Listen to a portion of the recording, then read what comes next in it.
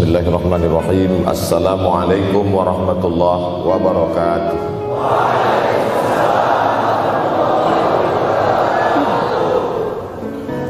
Alhamdulillahi wa kafa, wassalatu wassalamu ala al-habibil mustafa wa ala alihi wa ashabihi ahli tuqa wal wafa. Subhanaka la ilma lana illa ma 'allamtana innaka antal alimul hakim. Rabbi shrah li sadri wa yassir li amri wahlul 'uqdatam min lisani yafqahu qawli. Yang sama-sama kita hormati bapak-bapak wakil rektor, tidak dapat saya sebutkan satu persatu, ketua takmir masjid, hadirin hadirat jamaah fardu subuh, bil khusus adik-adik mahasiswa mahasiswi, insyaallah kita semua dimuliakan Allah Subhanahu wa taala. Man shallas subha fi jama'atin, siapa yang salat subuh berjamaah, faka'annama shallal laila kullah, dapat pahala seperti salat sepanjang malam. Berarti kita sudah salat sepanjang malam, tapi tetap besok malam tahajud. Jangan karena sudah sholat subuh berjamaah lalu tidak lagi tahajud. Apalagi yang memang tak pernah tahajud, dan ini dijadikan alasan besok kalau ada orang membangunkan dia, bangun sholat tahajud. Man shallas subha fi jama'at faka'annama shallal laila kullah. Man shalla subha fi jama'atin, siapa yang salat subuh berjamaah, kana fi zimmatillah. Dalam hadis yang lain, siapa yang salat subuh berjamaah, maka sampai petang sampai malam nanti dia akan mendapatkan zimmatillah, tanggungan. Makna tanggungan, dipelihara, dijaga Allah zahir dan batin. Kalaupun dia mati hari itu, matinya dalam istiqamah dan husnul khatimah. Tapi dalam hadis ini cuma 3 Ustaz. Idza haddatsa kadzaba, bicara dusta, wa idza wa'ada akhlafa, kalau berjanji ingkar, wa idza tumina khana, kalau diberi amanah berkhianat. Dalam hadis lain, kalau sudah dilihat orang salat subuh berjamaah, insyaallah diselamatkan dari nifaq, kemunafikan dalam hatinya. Munafik diambil dari 3 huruf, nafaqa. Nafaq, tanal, terowongan, 2 pintu. Ada pintu masuk, ada pintu keluar. Punya 2 wajah, berbeda zahir, berbeda batin. Tapi salah satu tanda adalah pada sholat subuh. Mudah-mudahan Allah menyelamatkan kita dari sifat munafik. Makanya perempuan-perempuan kalau mau dapat suami yang selamat dari munafik, inilah dia pasukan sholat subuh ini. Selesaikan aja dulu 8 semester.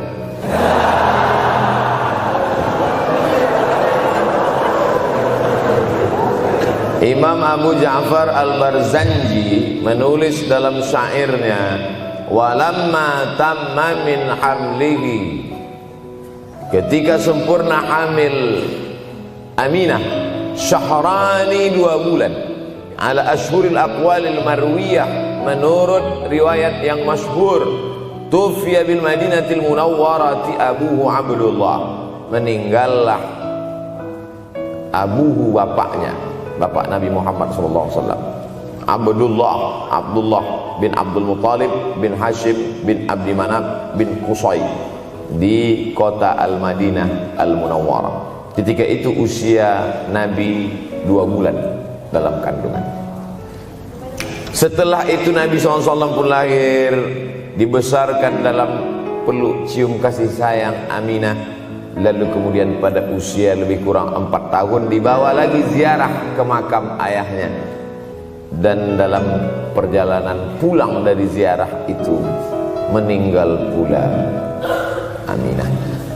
Apa pelajaran yang ingin diambil dari kematian ayah dan ibu Nabi ini? Banyak analisa sesuai dengan ilmu orang masing-masing. Bagi psikolog yang katanya pengaruh akal manusia itu dipengaruhi 4, maka kata mereka manusia ini berpikir itu dipengaruhi oleh pertama ayah, yang kedua ibu, yang ketiga bacaan, yang keempat lingkungan. Maka Allah ingin membersihkan Nabi Muhammad sallallahu alaihi wasallam dari 4 ini. Apakah akal Nabi Muhammad itu dipengaruhi oleh ayahnya? Tidak, karena dia tidak sempat bertemu. Apakah Nabi Muhammad SAW itu akalnya dipengaruhi oleh ibunya? Tidak, karena 4 tahun sudah meninggal dunia. Apakah Nabi Muhammad SAW itu dipengaruhi oleh bacaannya? Tidak, karena Nabi tidak bisa membaca. Walladzi ba'atsa fil ummiyina rasulan minhum. Allah yang mengutus dia kepada umat yang ummi, la yaktub wa la yaqra, tak menulis dan tidak membaca. Minhum, dan dia bagian dari mereka, dia juga tidak bisa tulis baca. Apakah Nabi Muhammad SAW itu dipengaruhi oleh lingkungannya? Tidak, karena di lingkungannya zina begitu bebas, tipu muslihat, dan dia tetap dengan jati dirinya bergelar Al-Amin, orang yang paling amanah menurut para psikolog. Tapi ada analisa lain. Mengapa ayahnya meninggal ketika dia berusia 2 bulan dalam kandungan, dan belum sempat pula dia mendapatkan kasih sayang seorang ibu? Di situ pula dia meninggal dunia, ibunya saat dia berusia 4 tahun. Maka salah satu analisanya adalah Allah ingin menjaga Nabi Muhammad SAW tidak sempat durhaka pada ayah dan ibunya, karena orang yang durhaka tak layak menjadi Rasul utusan Allah Subhanahu wa ta'ala. Makanya sehebat-hebatnya bapak Nabi Ibrahim bernama Azar. Apa kata Azar? Wa idh qala Ibrahimu li abihi Azara. Ingatlah ketika Ibrahim berkata kepada bapaknya Azar, atattakhidhu asnaman alihah. Mengapa engkau menjadikan berhala ini sebagai Tuhan, wahai bapakku Azar? Apa jawab Azar? La illam tantahi, kalau kau tidak berhenti menceramahi saya, la arjumannaka, aku lempar engkau pakai batu. Wahjurni maliya, tinggalkan aku untuk waktu yang sangat lama. Pergi sana, kata Azar. Apa jawab Nabi Ibrahim alaihissalam? Salamun alaika, selamat untukmu wahai ayahku Azar.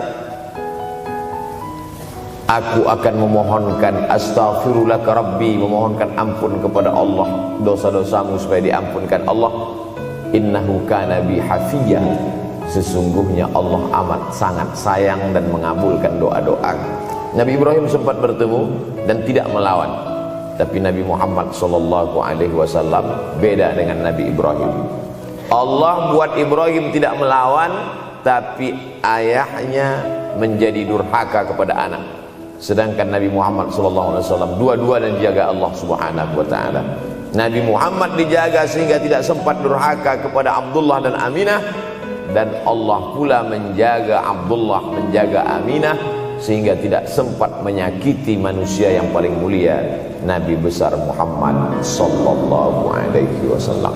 Saya tidak memilah-milih nabi-nabi, karena kita memang tidak boleh la nufarriqu baina ahadim mir rusulih. Kita tidak boleh membeda-bedakan antara satu nabi dengan nabi yang lain. Lalu yang membedakan itu siapa? Allah Subhanahu wa ta'ala. Dari cara panggilnya saja berbeda. Kalau Nabi Adam dipanggil Allah, ya Adam uskun anta wa zawjukal jannah.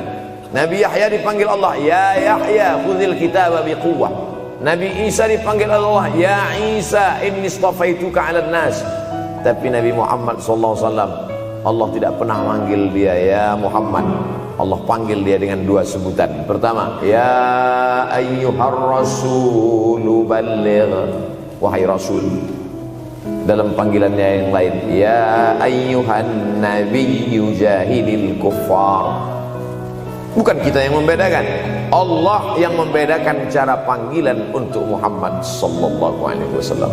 Begitu juga dengan berdoa. Kalau Nabi Musa alaihissalam, dia yang berdoa, Rabbis shrahli sadri, lapangkan dadaku, wa yassirli amri, mudahkan urusanku.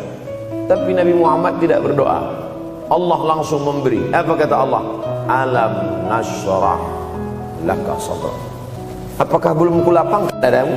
Wa rafa'na laka dzikrak, kami angkat beban. Alladzi anqadha dhahrak, yang membebani pundakmu.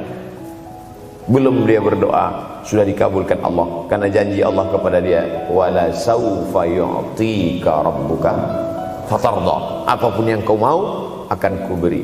Salah satu penyebab Allah memberi apa yang dimau sebelum meminta adalah kalau tidak pernah durhaka kepada orang tua. Oleh sebab itu judul yang diberikan kepada saya, Ustaz Abdul Somad, nanti tablik akbar di kampus Universitas Ahmad Dahlan. Apa temanya? Biasanya saya diberikan tema untuk anak-anak muda meraih masa depan bebas narkoba dan pacaran. Apa temanya untuk anak-anak muda? Bagaimana pokoknya. Tapi di Universitas Ahmad Dahlan saya diberi tema. Apa temanya? Birrul walidain. Masya Allah. Saya bilang alhamdulillah, untung saya nggak dikasih tema birruz zaujatain. Artinya apa? Sehebat apapun prestasi akademikmu, kalau sampai tidak memuliakan orang tua, hampa di hadapan Allah Subhanahu wa taala. Ada seorang laki-laki, kata Nabi, kalau nanti dia datang kemari minta doa sama dia karena doanya makbul.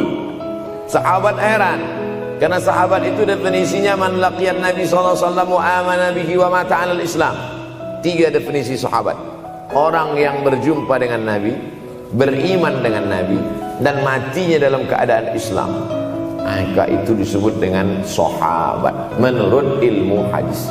Makanya ketika saya menjelaskan itu ke mahasiswa, Aisyah yang merupakan sahabat Nabi, komplain mahasiswa, mohon maaf Ustaz keliru, Aisyah itu bukan sahabat tapi istrinya. Kita bicara ilmu hadis. Makna sahabat, man laqiyan Nabi, berjumpa dengan Nabi, wa amana bihi, beriman dengan Nabi, wa mata 'alal Islam, mati dalam keadaan Islam. Abu Lahab ketemu dengan Nabi tapi tidak beriman dengan Nabi dan mati dalam keadaan kafir, maka tidak masuk golongan sahabat. Tapi ini ada seorang laki-laki hidup sezaman dengan Nabi dan Nabi mengenal dia, dan Nabi berpesan nanti kalau dia datang ke kota Madinah minta doa dari mulutnya karena doanya dikabulkan Allah Subhanahu wa taala. Sahabat heran, kami yang hidup bersama engkau, kami yang berperang bersama engkau, kami yang sholat di Masjid Nabawi bersama engkau, kenapa doa dia lebih makbul daripada kami? Malah kami meminta doa dari mulut dia.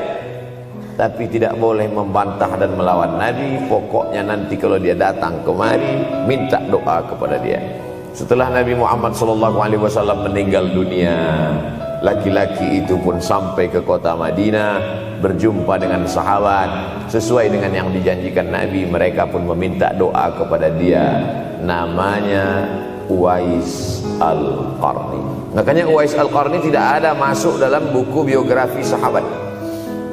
Kalau mau mencari biografi sahabat Nabi, buka kitab namanya Al-Isabah fi Tamyizis Sahabah, atau baca juga Usulul Ghabah fi Ma'rifatis Sahabah, atau baca juga Al-Isti'ab fi Ma'rifatil Ashab.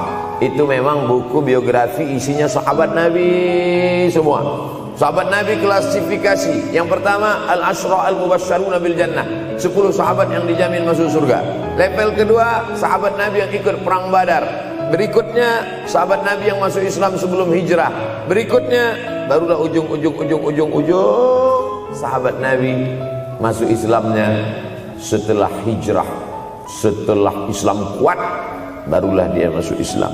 Tapi nama Uwais Al-Qarni tidak ada di dalam, karena dia tidak cukup syarat untuk menjadi sahabat, karena dia tidak pernah berjumpa langsung dengan Nabi Muhammad sallallahu alaihi wasallam.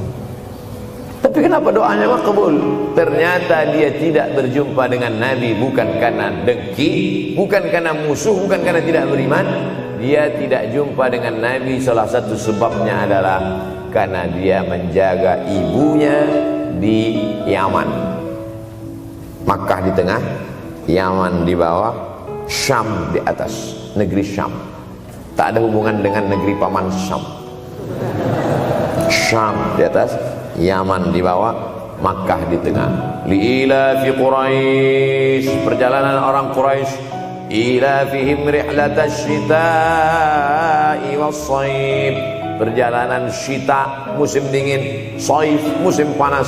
Musim dingin mereka ke Yaman, musim panas mereka pergi ke negeri Syam. Kenapa dingin ke Yaman? Karena Yaman ini kalau musim dingin tidak terlampau dingin, salju tidak turun. Kalau pergi ke negeri Syam, salju turun. Palestina, Yordania, Suriah, Lebanon. Suriah, Lebanon ada salju. Maka musim panas Nabi pergi ke negeri Syam, karena kalau musim panas di Yaman panas sekali. Sedangkan ke negeri Syam panasnya tidak seberapa. Perjalanan orang Arab Quraisy ini diceritakan Allah, di negeri Yaman itulah tempat kampung Uwais Al-Qarni. Tidak sempat dia berjumpa dengan Nabi, tapi doanya lebih makbul daripada orang-orang yang berada bersama Nabi, karena keutamaan berbakti kepada ibu. Kalau sama ayah boleh ngelawan Pak Ustaz? Enggak juga. Jangan ini nanti dijadikan dalil. Kamu kenapa lawan bapakmu? Ada seorang laki-laki. Ini kadang jamaah pandai motong-motong ceramah saya, hanya untuk mencari pembenaran. Sedangkan kita ngaji ini mau mencari kebenaran. 1000 dalil bagi orang untuk mencari kebenaran, tapi ada 1001 hujjah untuk orang yang suka mencari pembenaran. Nah, jadi kalau saya bicara tentang ibu, sesungguhnya ayah sudah masuk. Karena tanpa ayah kita juga bukan apa-apa dan bukan siapa-siapa, walaupun jatah ayah sepertiga, sedangkan ibu lebih daripada itu. Man ahaqqun nas bi husni suhbati, siapa orang yang paling layak mendapatkan baktiku ya Rasulullah? Ummuka. Summa man, siapa lagi? Ummuka. Summa man, siapa lagi? Ummuka. Summa man, abuka. Itu yang menyusun itu Nabi SAW, bukan saya. Itu makanya ibumu, ibumu, ibumu, bapakmu. Kenapa Nabi 3 kali? Kenapa Nabi menyebut laki-laki 1 kali, perempuan 3 kali? Karena ibumu mengandung, ibumu melahirkan, ibumu menyusukan. Siapa yang mau dapat 3 kali? Coba yang 3 ini. Mengandung, melahirkan, menyusukan. 3 ini belum bisa dilakukan oleh laki-laki dimanapun. Adapun merubah wajah sudah bisa. Makanya ada lady boy, wajah lady, betis boy. Tapi untuk mengandung tidak bisa. Ana Rahman, aku ini Rahman, kata Allah. Syaqaqtur rahim wa ja'altu lahu isman min ismi. Aku ciptakan satu makhluk di dalam perut perempuan, maaf, namanya rahim, dari namaku. Ini yang belum bisa dibuat dokter dimanapun di dunia ini, menciptakan rahim, belum bisa. Andai terpecah rekor ini, maka kebanggaan luar biasa bagi LGBT. Tidak bisa, sampai hari kiamat tidak akan bisa, janji Allah. Karena Allah mengatakan dalam hadis kursi, Anar Rahman ja'altu lahu isman min ismi. Maka ada satu makhluk dalam perut perempuan yang diciptakan, diambil dari Asmaul Husna. Sehebat-hebatnya laki-laki, dari ujung rambut sampai ujung kaki tidak ada di tubuhnya ini yang diambil dari Asmaul Husna, tak ada. Bahwa namanya dari Asmaul Husna ada, Abdus Somad. Tapi ada makhluk di badannya diambil dari Asmaul Husna, itu hanya ada pada perempuan. Oleh sebab itu perempuan luar biasa. Makanya kampus Universitas Ahmad Dahlan memuliakan perempuan. Mana perempuan? Di atas letak. Makanya saya tidak terlalu berani mendongak ke atas. Begitu hebatnya perempuan. Perempuan adalah ibumu, perempuan adalah istrimu, perempuan adalah anakmu, perempuan adalah adikmu. Maka saat engkau memuliakan perempuan, engkau sedang memuliakan 4 aspek dari kehidupan. Ketika Nabi Muhammad SAW diutus Allah ke atas muka bumi ini, salah satunya adalah mengajarkan manusia bagaimana menempatkan pada posisinya. Posisi dia adalah tempat kita menumpang. Ketika ada seorang laki-laki yang sudah sukses diwawancarai, siapa orang yang paling berjasa dalam hidup Anda? Dulu waktu saya merantau ke Yogyakarta, belum ada apa-apa, saya sempat numpang di rumah dia selama 4 bulan. Kata seorang artis dalam sebuah wawancara, Begitu bangganya dia berkata, itulah orang paling berjasa kepada saya karena saya sempat numpang di rumahnya 4 bulan. Tapi ada yang dia lupa, bukan rumahnya yang kau tumpang, bukan ruang tamunya yang kau diami, sempat numpang di perutnya 9 bulan 10 hari. Tak pernah kau sebut. Angkat tangan yang tidak menumpang di rahim. Langsung dari planet Mars langsung kemari. Enggak ada. Mr. Bean yang... Kita semua sehebat apapun pernah menumpang di perutnya. Oleh sebab itu makanya dosa yang paling mengerikan adalah kalau ada orang jual sabu-sabu, peminum khamar, di dunianya bahagia, happy, senang. Itu Ustaz, pengedar narkoba, hidupnya aman, adem, ayam, tentram. Di akhirat azabnya baru diberikan Allah Subhanahu wa taala. Ada orang yang pelakor senior, tapi hidupnya di dunia senang-senang saja. Di akhirat nanti azabnya ditunda. Namanya istidraj. Istidraj diambil dari kata daraja, tertunda. Azab yang tertunda. Sudah jadi judul sinetron. Azab yang tertunda. Tapi ada satu perbuatan dosa yang pasti di dunia dirasakan. Apa itu? Durhaka pada orang tua. Orang yang durhaka pada orang tua, di dunia dia tetap dapat, di akhirat dapat sekali lagi. Itu janji Rasulullah SAW. Lama hidup banyak dirasa, jauh berjalan banyak dilihat, lama jadi ustadz banyak yang curhat. Maka tidak 1 2 itu saya lihat dalam kehidupan. Hebat, rezeki banyak melimpah ruah, tapi jauh dari kebahagiaan. Apa sebab? Janji Rasulullah SAW, orang yang durhaka pada orang tua di dunia sudah dapat, di akhirat dapat lagi. Dapat. Di mana letak keadilan Allah? Kenapa di dunia sudah dapat, di akhirat dapat lagi? Yang di dunia itu baru DP-nya, di akhirat baru kau rasakan cash. Oleh sebab itu jangan pernah melawan pada orang tua. Jangan pernah melawan. Apapun kata dia, jurus menghadapi orang tua ini tidak banyak, 3 saja. Kalau dia marah-marah, kalau dia cerewet, kalau dia ngamuk-ngamuk, pertama diam. Pulang kampung marah aja. Saya bolak-balik kirim uang belanja, kenapa kamu IP-nya 2,0? Diam. Yang kedua, diam. Yang ketiga, diam. Kalau belum bisa membahagiakan, jangan susahkan dia. Kalau belum bisa menunjukkan prestasi, jangan susahkan hatinya. Jangan sampai belum ketemu dengan wajah kita pun dia sudah susah hati. Baru nama kita muncul di HP-nya, kumat darah tingginya.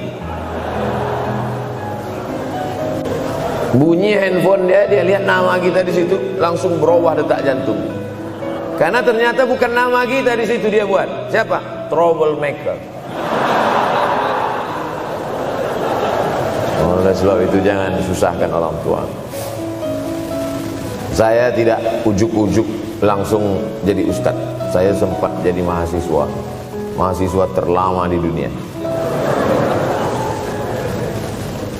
Saya kuliah di Mesir tahun 1998 sampai 2002. 4 September 1998 menginjakkan kaki di Kairo. November pulang tahun 2002. Tidak pernah sekalipun saya menyusahkan orang tua saya. Tak pernah saya minta uang pada mereka. Sampai almarhumah emak saya bertanya, kau makan apa di sana? Makan nasi, saya bilang. Dari mana dapat uang? Beasiswa saya cukup, Mak. 162 pon. 50 untuk makan, 50 untuk rumah, tinggal 62. 20 dibagi lagi untuk ongkos, 20 untuk buku, 20 disimpan, mana tahu demam sakit gak ada uang. Sampai pulang. Sampai akhirnya dia kasih tanya, gimana caranya ngirim uang supaya nanti di akhirat kalau Allah bertanya, pernah gak ngirim uang? Pernah. Ya, saya tak mau menyusahkan. Saya menganggap kalau nanti saya minta hatinya susah, Kalau nanti saya banyak minta, saya tak bisa balas, maka saya bukan berarti mengajak adik-adik tidak minta uang. Saya paham tak semuanya dapat beasiswa, artinya minta. Cuman kalau minta ya pulang nanti sampaikan ke orang tua, saya sudah dengar ceramah Ustaz Somad, maka saya tidak minta lagi, Mas. Tidak.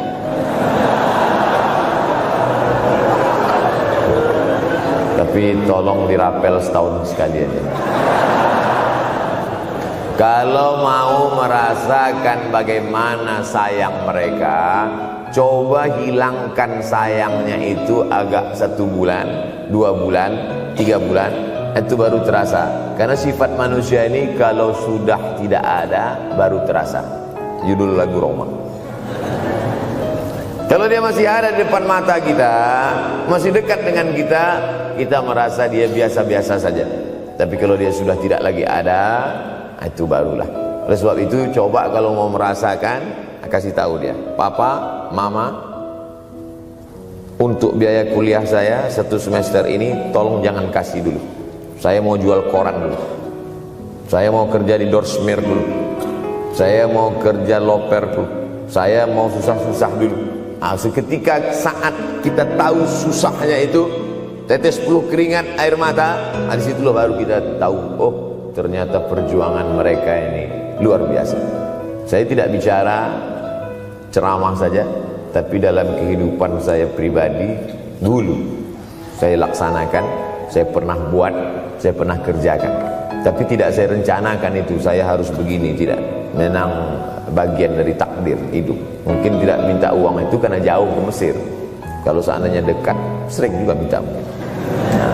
Memang dikondisikan saya untuk terbang jauh ke Mesir, lalu kemudian setelah jauh itu tidak meminta, tapi kemudian setelah pulang berjumpa, sempat bersama orang tua. Bulan Maret 2019 kemarin baru meninggal dunia ketika saya sedang ceramah di Madura, Pulau Madura, diundang oleh sahabat saya, kakak kelas di Mesir dulu, Dr. Fauzi Tijani. Dan pagi itu rencananya mau ziarah ke makam Kiai Khalil di Pulau Madura. Begitu mau ziarah langsung dapat SMS segera pulang karena orang tua meninggal dunia. Akhirnya saya langsung ke airport Surabaya dan langsung pulang. Sebelum malam sudah tiba pemakaman. Artinya apa? Penyesalan panjang, kenapa tidak mencium tangan orang tua, kenapa tidak. Karena saya pikir masih lama ini. Ini satu kekeliruan. Di mana-mana selalu saya sampaikan, jangan pernah berpikir usianya masih lama walaupun dia sehat. Karena sehat walafiat, tidak ada kurang satu apapun. Masih lama. Ternyata apa yang terjadi? Berangkat hari Sabtu, hari Ahad tausiah, hari Senin pagi, tanpa sebab, tanpa penyakit. Oleh sebab itu kalau masih hidup orang tuamu di rumah, pulang. Tapi jangan ini jadikan alasan.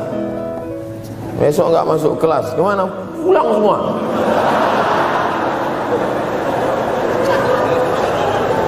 Pulang sesuai dengan kondisi, situasi dan keadaan. Pulang. Kalau masih bisa membahagiakan dia apa makanan kesukaannya, belikan. Suka makan apa dia, belikan. Itu yang dia inginkan. Andai kita gendong dia dari Yogyakarta berangkat ke kota Makkah, sampai di Makkah tawaf 7 putaran, dari Safa ke Marwah, pulang lagi ke Jogja, belum tentu dapat membayar sekali teriakan dia saat mengeluarkan kita ke alam dunia.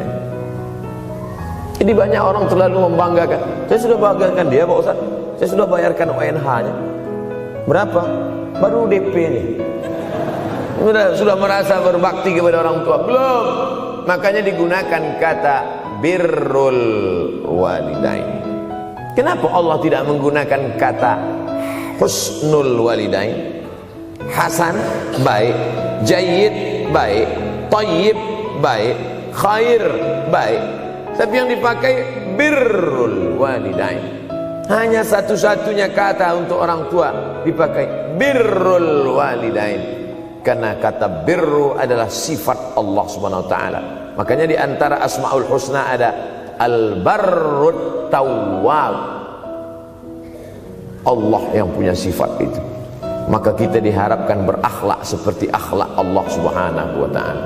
Addabani Rabbi fa ahsana ta'dibi. Allah mendidik aku menjadi beradab sehingga adabku penuh.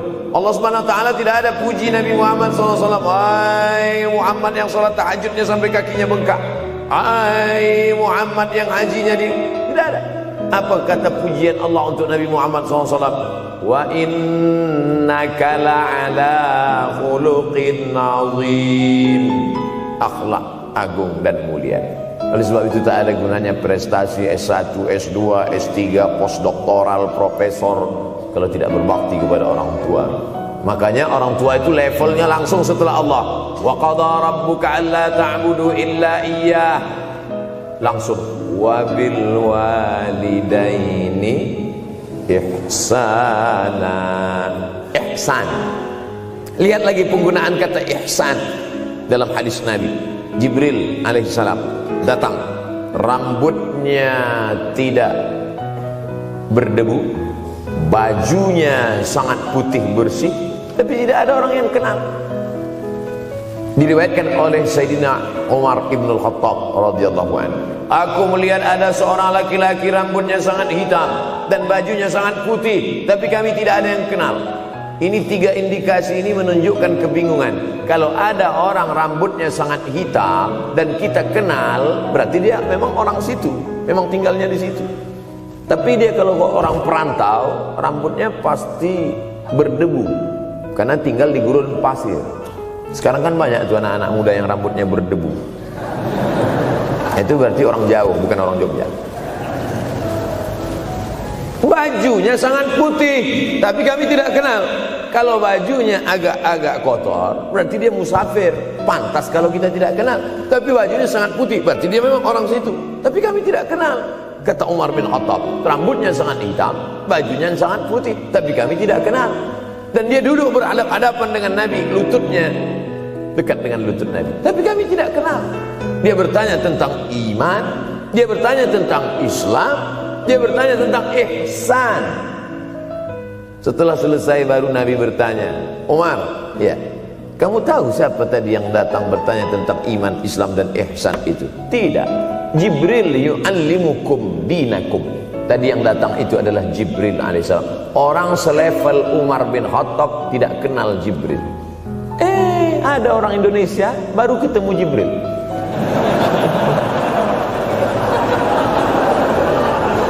Umar bin Khattab kalau lewat di suatu jalan, kalau Umar bin Khattab lewat jalan Sudirman, maka setan lari ke jalan lain. Ini ada orang satu perjalanan sama setan, ngaku kenal dengan Jibril alaihissalam. Makanya kalau baca hadis, satu hadis, tapi analisa dari hadis itu banyak sekali. Umar tidak kenal dengan Jibril kecuali setelah Nabi Muhammad SAW yang bercerita mengenalkan. Dari mana Nabi tahu? Nabi dapat wahyu dari Allah Subhanahu wa ta'ala. Tapi ada analisa lain. Apa maknanya? Allah menggunakan kata ihsan untuk orang tua, Nabi menggunakan kata ihsan untuk Allah. Ihsan untuk Allah, anta'budallaha ka'annaka tarah. Kau sembah Allah seakan-akan engkau melihat dia. Fa in lam takun tarah, kalau kau tidak bisa melihat dia, fa innahu yarak. Sesungguhnya dia yang selalu melihatmu, tidak pernah putus. Ihsan, ihsan Allah kepada kita, tidak pernah putus pengawasan Allah. Bagaimana ihsan kita kepada orang tua, tak pernah putus bakti walaupun dia sudah meninggal dunia. Makanya kita tetap membaca walaupun dia sudah masuk liang lahat, jam 2 malam bangun, Rabbil firli wali walidayya warhamhuma kama rabbayani shaghira. Ada seorang sahabat Nabi namanya Sa'ad. Sa'ad sudah jadi bahasa Indonesia. Banyak juga orang Indonesia laki-laki sifat Sa'ad. Orangnya Sa'id, artinya bahagia. Sa'adah, kebahagiaan. Jenenge sapa? Sangadah. Itu dari bahasa Arab. Sa'adatun, bahagia. Datanglah seorang laki-laki bernama Sa'ad menjumpai Nabi sallallahu alaihi wasallam. Ya Rasulullah, wahai Rasulullah, ummi matat, ibu saya sudah meninggal dunia. Afa atasaddaqu anha, kalau saya bersedekah kira-kira pahalanya sampai apa tidak untuk almarhumah ibu saya? Kata Nabi, tasaddaq, silakan engkau bersedekah. Ayu sadaqatu afdal, sedekah apa yang paling afdal?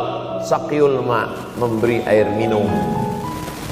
Memberi air minum, niatkan untuk almarhum almarhumah, kata Nabi, tasaddaq, silakan sedekah. Langsung tanpa pikir panjang, apa kata Sa'ad?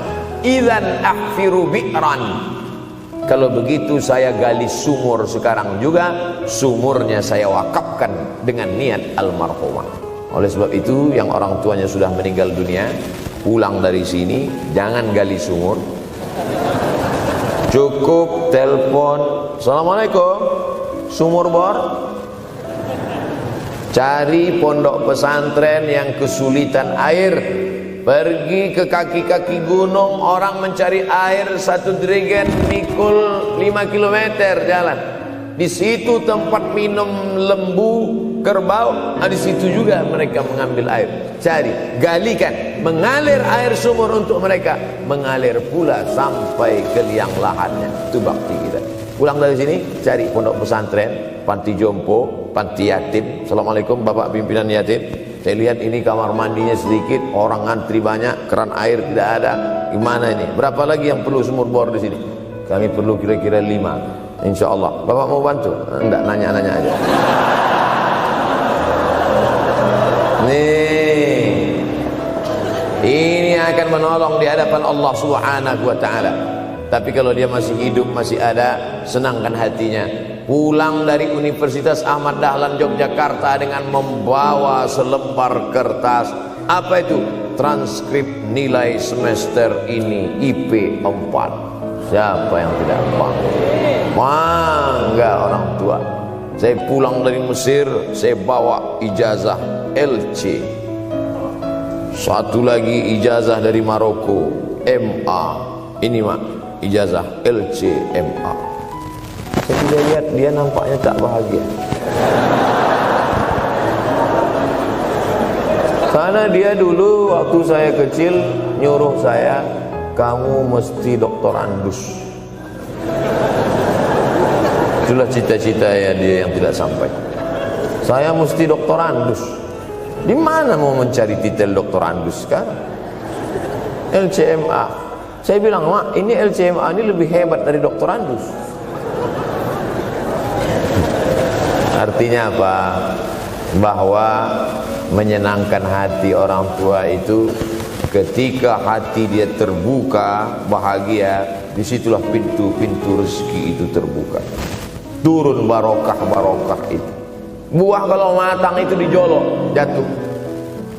Dan menjatuhkan rahmat Allah itu, membuka pintu-pintu langit, mengetuk pintu-pintu rahmat dan ridha Allah dengan ridha orang tua. Makanya kata Nabi, ridha Allah fi ridhal walidain. Kalau Allah ridha, maka semua yang kau mau dia berikan. Orang kalau sudah ridha itu artinya senang. Orang kalau sudah senang, semua dia kasih. Apa yang ada di tangannya, itu dia berikan. Tadi malam sampai di hotel, datang seorang jamaah, buka cincinnya. Cincin paling dia sayang, dia kasih ke saya. Laki-laki. Nah nih Ustaz Somad, ambil. Duduk saya tadi, duduk. Datang anak muda, dia lihat saya tak pakai sorban, dikasihnya sorban. Cuman akadnya belum jelas apa ngasih atau pinjam, Allah. Orang kalau sudah senang hatinya, semua dia kasih. Begitulah orang kalau sudah dapat ridha Allah Subhanahu wa Ta'ala. Kita baru berharap dapat ridha Allah. Makanya habis salat subuh selalu diajarkan, raditu billahi Rabbah, aku ridha engkau sebagai Rabbku ya Allah. Apakah Allah ridha terhadap kita? STJ, status tak jelas. Cara mendapatkan ridha Allah, pancing dengan ridha orang tua. Senangkan hatinya, terbuka pintu rezeki. Makanya sulit hidup kita, sempit. Dari kerut kening kita udah kelihatan. Kenapa? Karena tidak ada ridha Allah akibat tidak pernah menyenangkan hati orang tua. Senangkan orang tuamu, jadikan dia seperti raja, maka rezekimu akan melimpah seperti rezeki raja-raja. Bukan hadis Nabi, dapat saya dari grup WhatsApp. Senangkan saja hatinya, apa yang dia mau beri, tapi dengan cara yang halal. Nah, ini harus dalam kurung syarat dan ketentuan berlaku. Jangan gara-gara ceramah ini nanti pulang kalian ke rumah, papa, mama, ini ada mobil, ini ada rumah, ini berangkat pergi haji. Oh, orang tua senang, 2 bulan KPK. Innallaha thayyibun, Allah maha suci, la yaqbalu illa thayyiban. Allah tidak menerima kecuali yang suci-suci saja. Wa anfiqu, berinfaklah. Wa anfiqu, bersedekahlah. Wa anfiqu, berwakaflah. Wa anfiqu, berzakatlah. Min thayyibat, yang baik-baik. Yang tidak baik tidak diterima Allah Subhanahu wa taala. Kamu lagi ngapain? Nyuci. Lagi ngapain? Nyuci. Pakai air apa? Air kencing. Begitu kata Syekh Abdul Wahab Asy-Sya'rani dalam kitabnya Tanbihul Mughtarrin. Tanbih, peringatan. Mughtarrin, pada orang yang tertipu, menyangka sedang berbuat baik padahal sebenarnya tidak baik. Itu yang disindir Allah dalam Al-Quran. Wa yahsabuna annahum yuhsinuna sun'a. Mereka menyangka sedang berbuat baik. Nah, ini juga tidak betul. Niatnya sudah baik, membahagiakan orang tua, tapi caranya tak betul. Mama, papa, alhamdulillah kuliah saya sudah selesai, ini skripsi saya.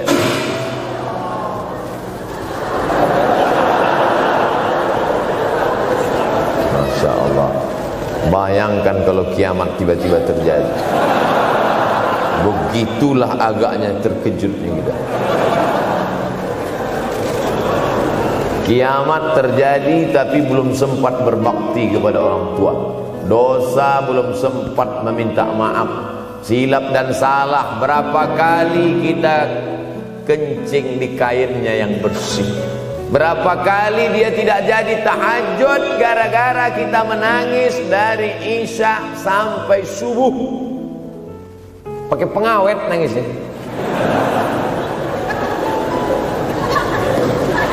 Tapi kita tak pernah sadar itu. Kita menganggap kita di dunia ini dibesarkan angin. Kita menganggap kita ini bangsawan, bangsa yang hidup di awan. Berapa kali dia tidak jadi sholat duha gara-gara kita kencing. Berapa kali nasi yang sudah mau disuap masuk ke mulutnya tak jadi. Bahkan dia tidak makan sama sekali. Dan berapa kali makanan dia belikan hanya untuk susu, hanya untuk menyenangkan kita. Pernah kita balas. Dan dia tidak pernah minta balas itu. Oleh sebab itu, siapa yang mengingatkan? Abdul Somad diberikan judul berat ini. Judul yang paling berat ceramah tentang orang tua, tentang ibu, tentang ayah. Jarang saya mau menerima judul-judul pengajian. Ini pun dikasih tahu setelah sampai di sini. Maka saya belok-belokkan dikit. Ini air mata udah mau menetes, belokkan. Nanti kalau saya nangis di sini, siapa yang ceramah kalau saya nangis? Oleh sebab itu maka yang orang tuanya masih ada, beruntung dan bertua, bawakan dia rumah makan. Ada sahabat saya namanya Ustadz Lukman di Pontianak. Pontianak, bukan kuntilanak. Mereka punya program namanya Bawa Ibu ke Rumah Makan. Keren nama programnya. Bawa orang tua ke rumah makan. Nanti hari libur adik-adik anak-anakku sekalian libur, bawa ayah, bawa ibu ke rumah makan. Ketika Ustadz Lukman cerita itu ke saya, Ustadz Somad, kita punya program baru nih. Apa nama programnya Ustadz? Bawa ibu ke rumah makan. Alhamdulillah Ustadz Lukman, seluruh rumah makan di Pekanbaru tempat tinggal saya itu semua sudah saya bawa. Emak almarhumah saya bawa sup tunjang, saya bawa rendang, saya bawa goreng ayam, saya bawa goreng puyuh, saya bawa. Cuman ada rumah makan ular sawah itu yang tak dibawa singgah. Lain dari itu sudah saya bawa. Tak ada penyesalan dalam hati. senangkan hatinya. Apa pakaian yang dia suka?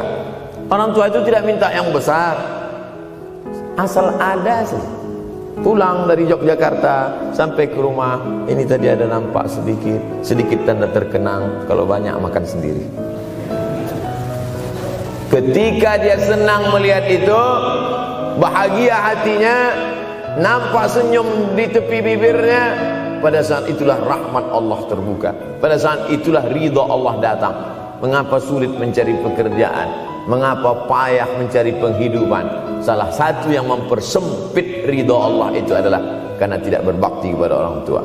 Oleh sebab itu maka judul tema yang diberikan birrul walidain, berbakti kepada orang tua, bahagiakan. Ini ada juga ini anak-anak yang sudah sukses ini, papa, mama sudah meninggal, papa jangan risau, silakan terbang ke Yogyakarta, ada adik di sana, silakan terbang ke Surabaya, ada kakak di sana, silakan terbang ke Kuala Lumpur, ada keluarga di sana, jangan hiraukan.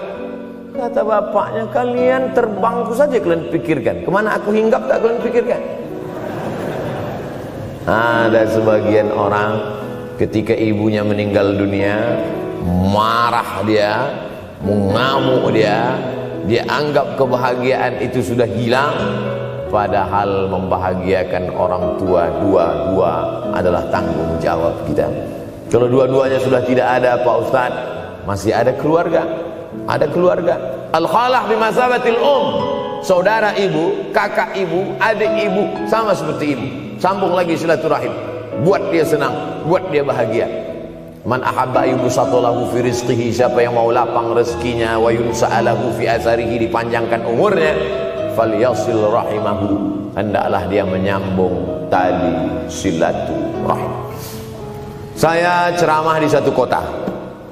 Sampai di kota itu saya melihat rumah besar, megah, mewah, seperti istana. Cuman saya segan mau nanya, gak mungkin saya tanya, Pak, ini hasil dari apa? Saya tengok, saya ngaku.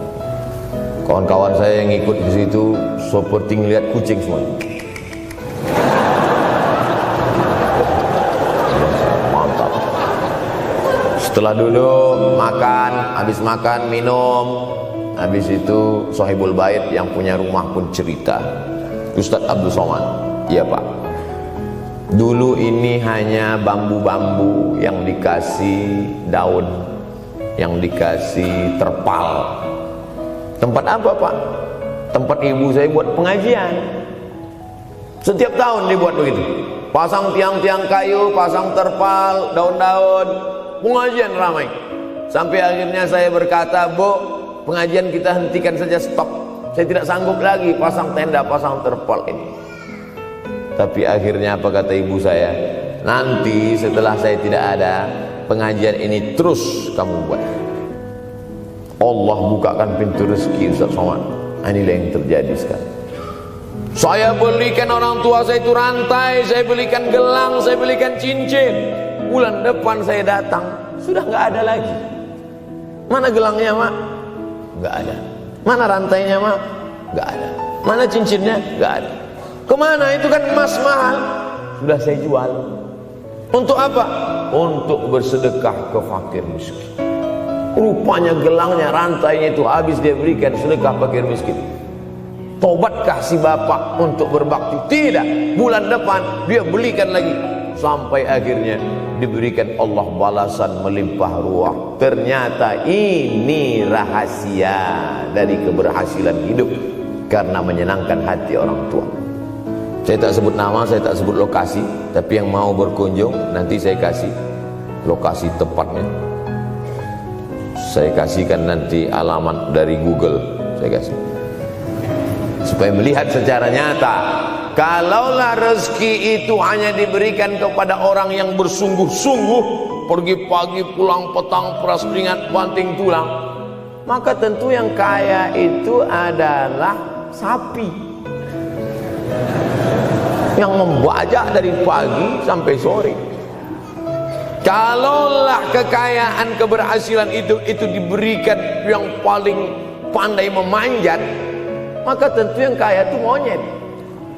Tapi Allah berikan kepada siapa yang dia ridhai. Dan penyebab ridha Allah itu adalah karena orang tua yang senang hatinya. Yang sempat durhaka, tidak sempat minta maaf, meninggal dunia dia sudah, apa boleh buat? Kau sudah booking seat di neraka. Yang sudah sempat durhaka, tidak sempat minta maaf, meninggal dunia gara-gara dia pecandu narkoba, pemabuk, pezina, mati. Orang tua dalam keadaan susah. Berapa kali saya ketemu ibu-ibu selesai pengajian, pergi saya ke tempat parkir, ibu tua 70 tahun menangis. Ibu nangis kenapa bu? Anak saya Pak Ustaz. Kenapa dia? Disuruhnya saya jual tanah. Mama jual tanah. Untuk apa mama megang tanah? Udah tua aja pun jual. Mestinya anak itu yang menyenangkan hatinya di hari tuanya, bukan malah menyuruh jual tanahnya. Jual tanah supaya dia bisa bangun rumah, jual tanah supaya dia bisa menyekolahkan anak-anaknya. Na'udzubillah. Sudahlah tidak membahagiakan, malah menyusahkan. Ustaz, anak saya nyuruh saya jual tanah saya supaya dia senang, supaya dia dapat duit. Gimana nih Pak Ustaz? Mungkin si ibu berharap saya menjawab, ibu sabar aja ya bu, sabar ya. Ibu salah tanya bu. Kalau mau sabar cari ustadz lain, ada spesialis sabar, bukan saya. Begitu dia kasih tahu, anak saya maksa saya jual tanah saya, Pak Ustadz gimana? Mana alamat rumah anaknya? Mana? Mana? Saya mau datang. Mana? Anak durhaka, neraka jahanam tempat kau.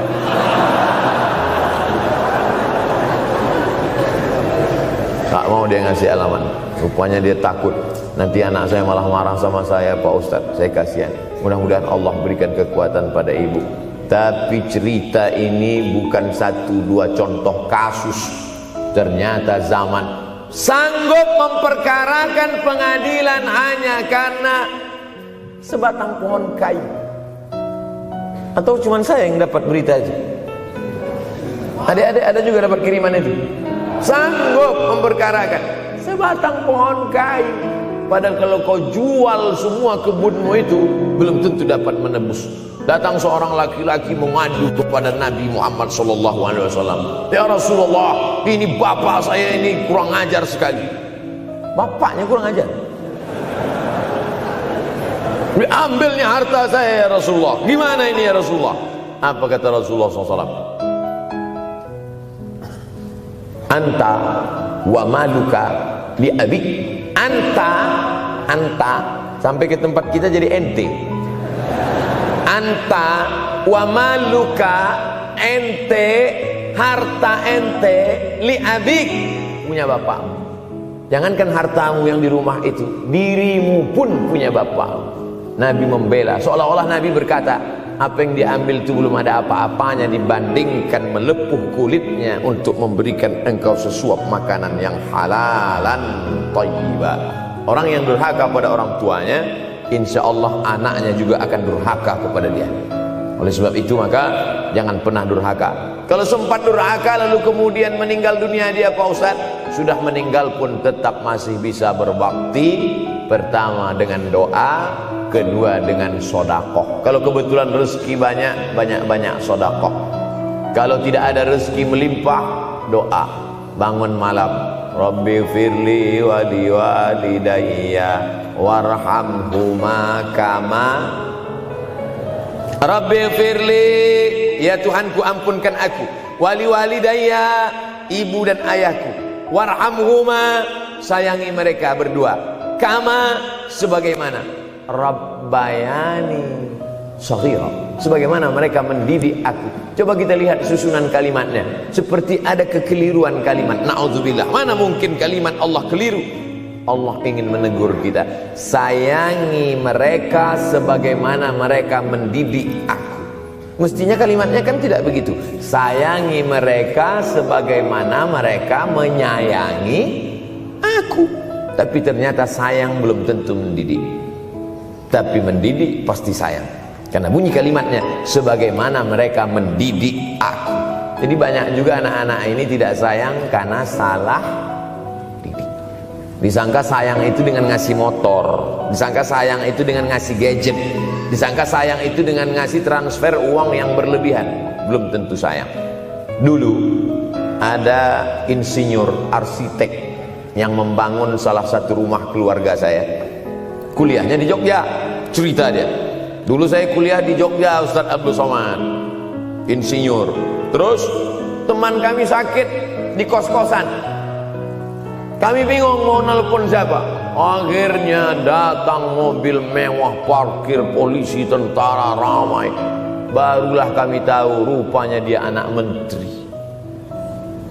Jadi sayang orang tua itu bukan mesti dibelikannya apartemen, dibelikannya mobil, belum tentu. Boleh jadi itu justru menjerumuskan anak. Diberikan apartemen, diberikan mobil mewah. Habis 2 bulan kena virus HIV AIDS. Tapi kalau dibuatnya kita jauh, saya yakin adik-adik kuliah di Universitas Ahmad Dahlan, ada yang dari timur Indonesia, ada yang dari Sumatera, lalu kemudian di tengah kesendirian, belum makan, uang kos belum bayar, transfer macet, datang setan berbisik, hei, sebetulnya kau anak yatim piatu yang dibuang. Bukan.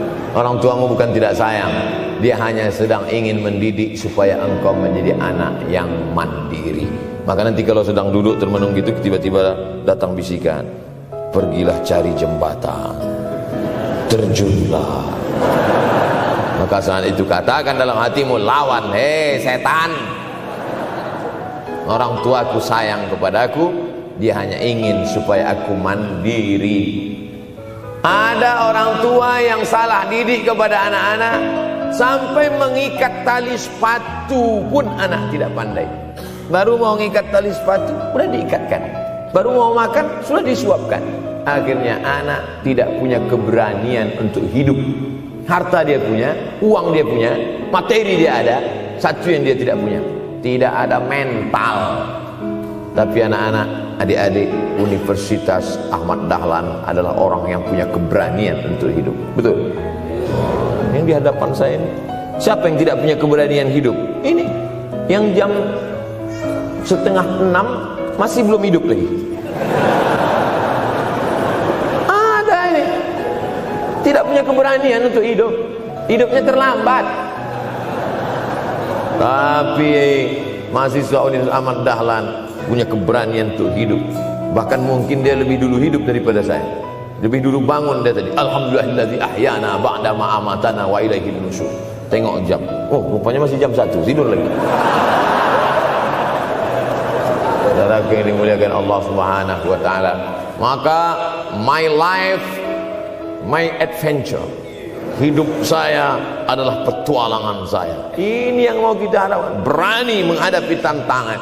Ada orang yang menganggap hidup ini ya simpel-simpel aja lah Pak Ustadz. Tapi ada orang ingin hidup ini penuh dengan perjuangan. Sama seperti makanan. Ada orang simpel aja, nasi, kecap, telur rebus, dah cukup.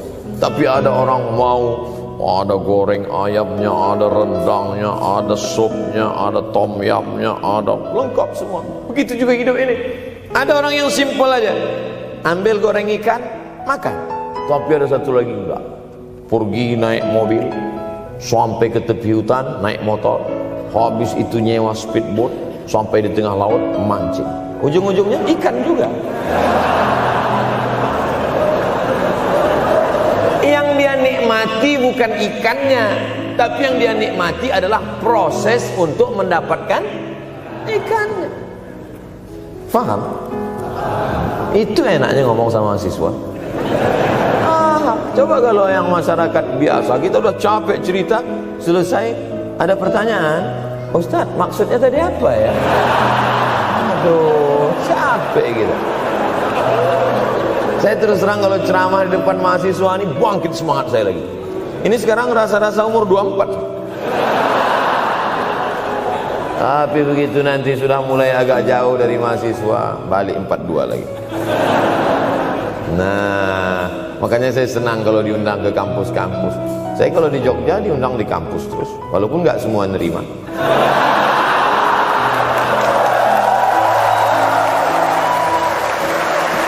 saudara yang dimuliakan Allah Subhanahu wa taala, maka kita harus sering-sering bersama. Apa ini takbir? Takbir itu ngusir setan. Tadi saya ceramah jam 4:30. Sekarang sudah jam 5:30 Artinya saya sudah ceramah 70 menit. Ini sudah keluar dari kode etik. Karena di mana-mana saya ceramah 60 menit. Kenapa bisa Ustaz Somad ceramah 70 menit di Universitas Ahmad Dahlan ini? Kenapa? Semangat yang membuat kita. Padahal berdiri lagi. Tahan, belum sarapan lagi. Tahan. Artinya apa? Yang membuat kita kuat itu bukan materi, bukan makanan, tapi semangat. Maka jangan sempat kehilangan semangat. Bangkitkan semangat. Semangat terus. Semangatnya apa? Semangat ingin membahagiakan orang tua. Kalau lupa, tulis. Biasanya mahasiswa ini kan suka lupa. Tulis di dinding kamar. Semangat bahagiakan calon mertua.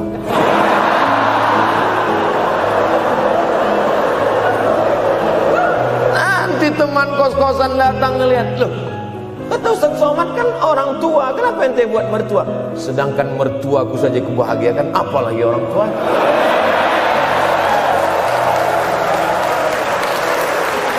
Begitu hebatnya. Cuman kadangnya kita hanya mendapat ini hanya di sinetron-sinetron saja. Real nyatanya di mana? Datanglah ke Universitas Ahmad Dahlan. Jadi hidup ini harus ada target yang mau dicapai. Banyak orang targetnya nggak benar. Saya ingin menjadi orang yang punya kepribadian, Pak Ustadz. Rumah pribadi, mobil pribadi. Target bahagiakan orang tua. Gaji pertama kalau kerja nanti umroh. Oh, gitu, Ma. Doakan. Nanti kalau aku kerja, insya Allah gaji pertama nanti memberangkatkan umroh. Syukur-syukur nggak usah diomongkan dulu, kasih surprise, senang.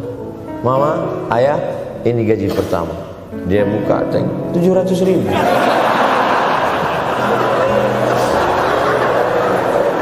Menangis dia menerima gaji pertama itu, bukan karena harunya sikit. Gitu dia buka amplop, oh kok setitin dong. Haru dia. Kenapa setiap mendapat hadiah dari anak, orang tua selalu meneteskan air mata? Karena kita tidak pernah besar dalam pandangan matanya. Kita sehebat apapun, kita tidak pernah besar di matanya. Di pandangan ibu ayah kita, kita adalah anak kecil yang tapak kakinya 2 jari, panjangnya sejengkal. Maka jangan pernah ceramahi orang tua. Jangan mentang-mentang sudah mahasiswa pulang, ayah sini, mama sini, duduk. Assalamualaikum. Bisa.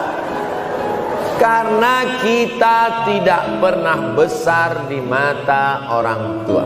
Kita tetap kecil. Walaupun kamu sudah menikah, sudah punya istri, sudah punya anak, kau tetaplah anak-anak dalam pandangan dia. Oleh sebab itu jangan sok besar, jangan sok hebat.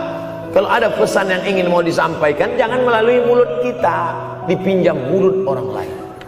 Tokoh masyarakat, alim ulama, dia ngajinya di mana?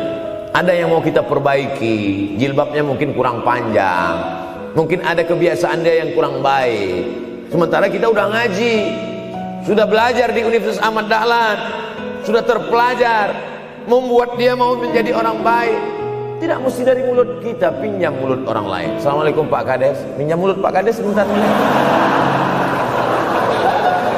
Pak Kades, ayah saya kan orangnya baik sama Pak Kades. Iya, nanti kalau saya ngomong dia nggak dengar.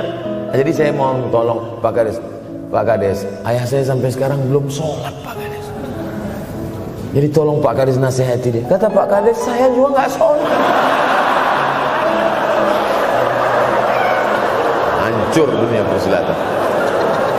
Oleh sebab itu senangkan Ini banyak anak-anak yang udah ngaji, yang udah aktivis masjid, merasa ingin orang tuanya baik, dia sendiri menceramahi, nggak ketemu, nggak connect dia. Ayah sini, orang yang tidak sholat neraka jahanam tempatnya. Sakit hati, meleleh air matanya. Sekali kau buat air matanya menetes, maka kau akan berenang dalam kesengsaraan. Jangan pernah buat dia menangis. Kalau dia nangis haru Pak Ustaz, enggak apa. Cuman kita kan sulit membedakan mana air mata haru, mana air mata sedih. Sama-sama bentuknya air mata. Makanya ada ungkapan, jangan menangis air mata buaya. Kenapa selalu kalau disebut air mata buaya? Karena memang buaya menangis bukan karena sedih, tapi karena kekenyangan. Buaya kalau habis makan orang, berkeringat, buaya itu tidak ada pori-porinya. Kita kalau berkeringat kan keluar pori-pori, ini keluar air. Buaya nggak ada. Satu-satunya tempat air keluar, nah itulah. Makanya menangis buaya, keluar air mata buaya. Maka jangan sampai kita nangis karena kekenyangan. Haru dia melihat pemberian kita. Di saat itu menetes air matanya, berdoa, dia memanjatkan doa, mengetuk pintu-pintu langit, terbuka. Masya Allah. Tembus. Pantasan doa mahasiswa Universitas Ahmad Dahlan kabul, rupanya pintu terbuka. Doa kepada Allah Subhanahu wa taala. Kadang-kadang kita merasa doa kita yang dikabulkan Allah, kadang-kadang kita merasa sok hebat. Setelah dia meninggal dunia, barulah kita sadar rupanya selama ini kita hanya menumpang doa. Numpang, bukan doa kita yang dikabulkan Allah ternyata, tapi doa dia. Tapi dia tidak pernah cerita itu. Dia nggak pernah ngomong. Apa pernah dia panggil kita, sini sebentar, aku sudah capek doain itu. Pernah dia bilang gitu.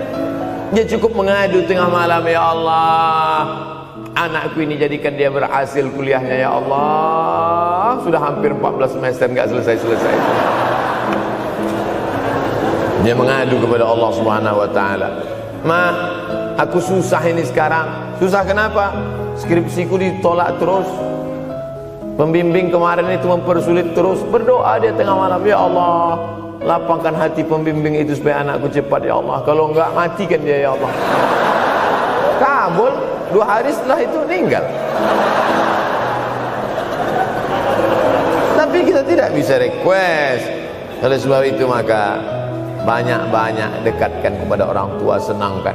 Saya ceramah di Malaysia, dibawa jamaah ke mall. Ustaz Samad, esok kita tak ada tazkirah, tak ada tausiah. Kita nak pusing-pusing. Pusing-pusing maksudnya mutar-mutar.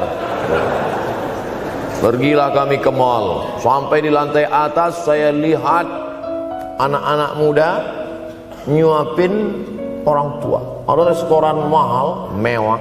Itu kabarnya kalau mampir di restoran itu, makan, itu banyak yang nangis melihat harganya.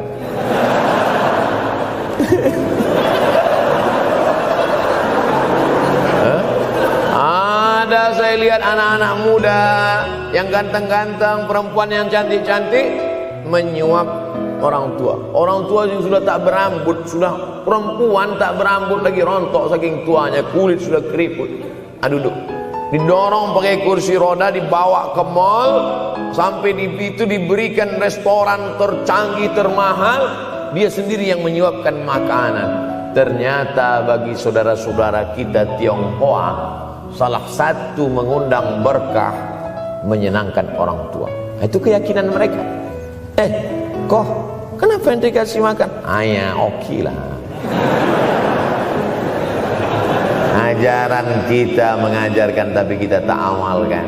Ketika tetangga, kawan, sahabat kita mengamalkan, rezekinya melimpah, baru kita heran. Dia kok kaya lah? Iyalah, dia kan punya tuyul.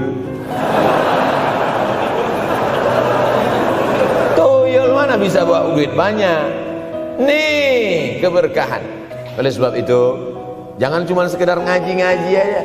Pulang dari sini, kalau memang tinggal di Yogyakarta atau di luar nanti pas liburan, sisihkan uang, bawa dia ke mall, bawa dia ke restoran, senangkan hatinya, bawa dia jalan-jalan.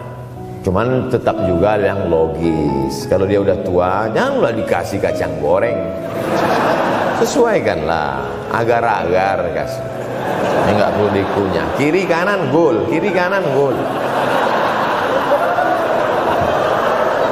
Orang tua bawa kasih kacang, menyiksa itu. Saudara yang dimuliakan Allah Subhanahu wa taala, kenikmatan yang terbesar adalah ketika orang tua masih ada bersama kita. Kalau sudah tak ada, nanti saat Idul Fitri, Allahu Akbar, Allahu Akbar, Allahu Akbar, la ilaha, barulah menetes air mata. Mama.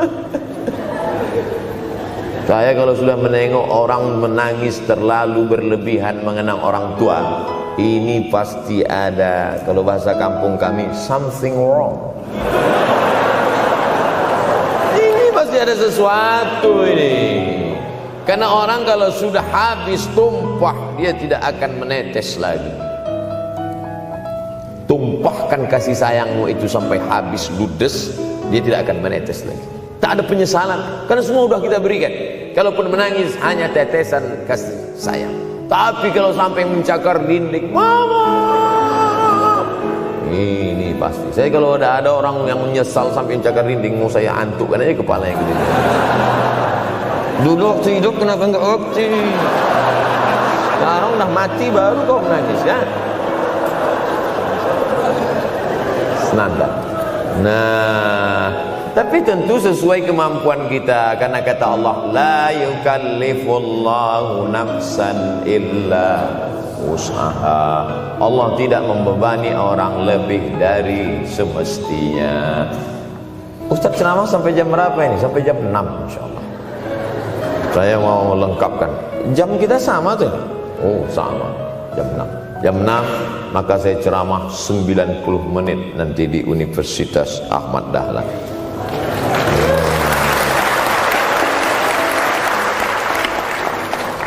Berceramah di Universitas Ahmad Dahlan merupakan suatu kebanggaan bagi Abdul Somad.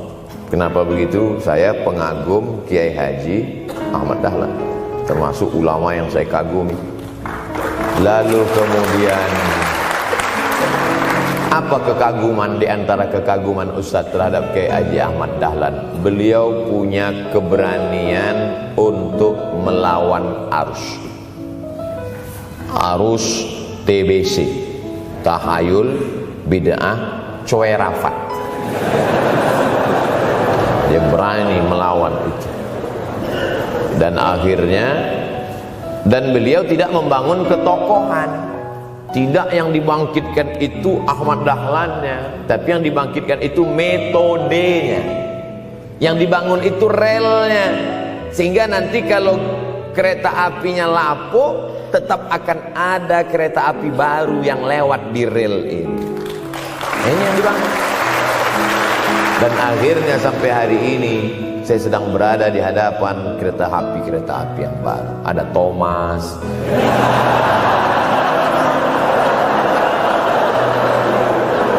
Kok Ustaz tahu Thomas? Anak saya paling suka itu.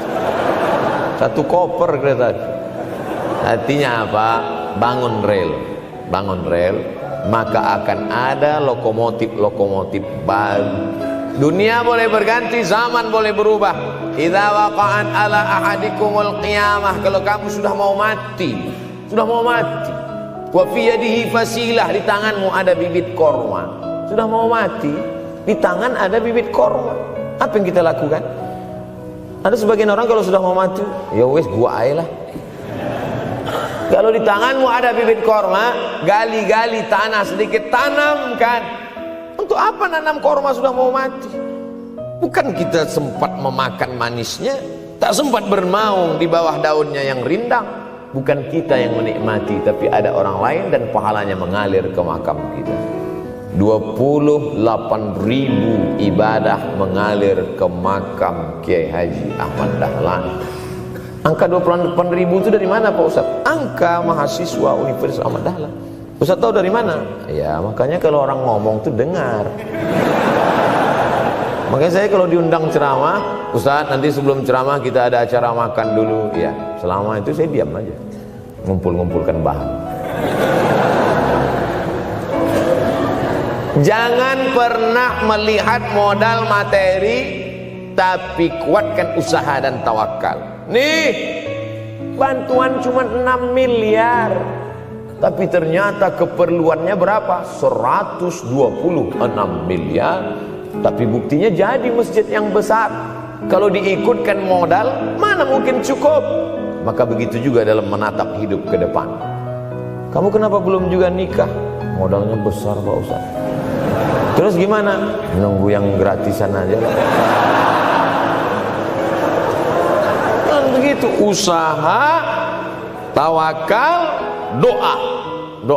Nah, bagi yang masih lajang, yang mau nikah, itu kalau bisa doanya jangan sir, agak jahar dikit. Ya Allah, umur udah 40.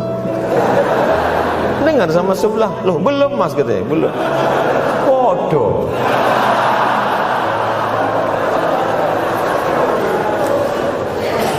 Kira-kira rezeki itu Allah yang ngatur atau kita yang ngatur?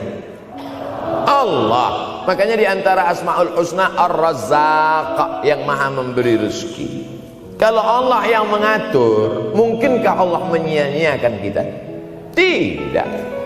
Cicak di dinding, semua tahu, karena dari kecil kita memang sudah diajari lagu cicak. Cicak, cicak di dinding. Ada nggak pernah yang dinyanyikan lagu kadal? Ada. Kenapa mesti cicak? Coba tanya ibu kita yang dulu nyanyikan. Mama, kenapa cicak, Ma? Karena kalau buaya terlalu gede, nak. Kenapa cicak? Dia sedang mengajarkan kita bagaimana cicak dengan segenap kelemahannya. Cicak itu binatang yang lemah, hidupnya aja sungsang. Kita selalu berlawanan dengan cicak. Yang kata kita di atas, kata cicak di bawah. Tapi makanan cicak luar biasa. Apa makanan cicak? Helikopter, nyamuk. Cicak tidak bisa menggunakan tangannya, karena kalau dia pakai tangannya jatuh. Kadang pakai 4 aja jatuh. Selalu kan kejadian accident cicak jatuh. Cicak tidak pernah gunakan tangannya untuk makan, karena dia harus berpegang kuat. Apa yang dia pakai? Lidahnya. Lidahnya dia pakai. Nyamuk yang dia makan. Helikopter. Habis dimakan oleh cicak. Siapa yang paling hebat? Nyamuk. Makanannya darah. Nyamuk masih keluarga Dracula. Tapi Allah SWT mau mengajarkan jangan putus asa, gunakan potensimu, apapun yang terjadi gunakan. Ini sekarang banyak anak-anak muda nih kehilangan semangat. Kalau engkau kehilangan beras masih bisa hidup 3 bulan. Kalau engkau kehilangan air masih bisa hidup 3 hari. Tapi kalau kau kehilangan semangat, kau hanya hidup 3 detik. Tik, tik, tik, mati. Oleh sebab itu jangan sampai kehilangan semangat. Bahasa kitanya putus asa. Sampai dingin tuh lontong. Bukan karena ceramah terlalu lama, bukan. Sampai dingin itu sarapan pagi gara-gara mahasiswa. Ente kenapa? Galau Ustaz. SMS nggak dibalas, telepon nggak diangkat. La ilaha illallah Muhammad Rasulullah. Mahasiswa seganteng ini, sehebat ini, begitu cepat putus asa. Saya aja setua ini, sekurus ini masih banyak yang mau. Lihat tuh komen-komen di Instagram, baca tuh komen-komen di YouTube. Ustadz, jadikan aku yang kedua ya. Masa kalian anak-anak muda gagah perkasa, bangkitkan semangatmu, takbir. Banyak yang belum ketemu jodoh. Saudara yang dimuliakan Allah Subhanahu wa taala, maka bangkitkan semangat. Tapi yang namanya semangat ini tidak bisa bangkit dengan banyak. Kita lihat orang bersemangat, pede di depan orang, pede luar biasa. Dia kok pede sekali? Pakai santai. Banyak juga yang semangat, pede luar biasa, rupanya pakai jimat. Kita pede kita bukan karena sabu-sabu, bukan karena narkoba. Pede kita karena kita sudah serahkan semuanya pada Allah. Inna sholati wa nusuki wa mahyaya wa mamati lillah. At-tahiyatul mubarakatun sholawatun thayyibatun lillah. Tapi tetap satu. Jangan nanti mentang-mentang udah dengar ceramah saya at-tahiyatul mubarakatun.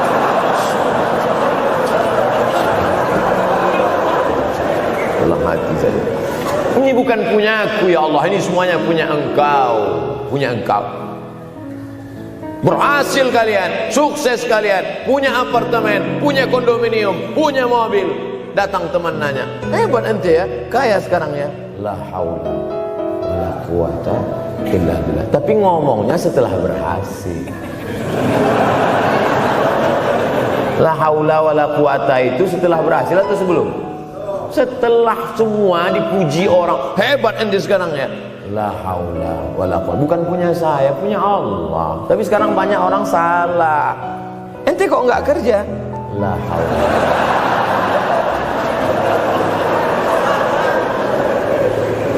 La haula wala quwwata illa billah. Subhanallah, masya Allah, tabarakallah. Menunjukkan manusia lemah, tak punya apa-apa. Dia ingin berkata, ini hanyalah punya Allah. Begitu juga dengan acara ini. Kenapa acara di masjid? Kenapa acara di kampus kemarin ramai melimpah ruah? Bukan karena panitia, bukan karena Ustaz Abdul Somad, bukan karena baleho yang besar, tapi la haula wala quwata illa billah. Pulang dari sini, bangkitkan semangat, senangkan hati orang tua, kejar prestasi, terus kuliah. Mudah-mudahan semuanya selalu mendapatkan kebaikan. Amin ya rabbal alamin. Terima kasih atas segala perhatian. Mohon maaf atas segala kesilapan dan kekhilafan. Abdul Somad, hamba Allah yang fakir, mohon maaf. Berpisah kita di tempat ini, tapi kita tak pernah putus dalam persahabatan, karena kita selalu bersama, jauh di tempat, dekat di doa. Terima kasih. Wassalamualaikum warahmatullahi wabarakatuh.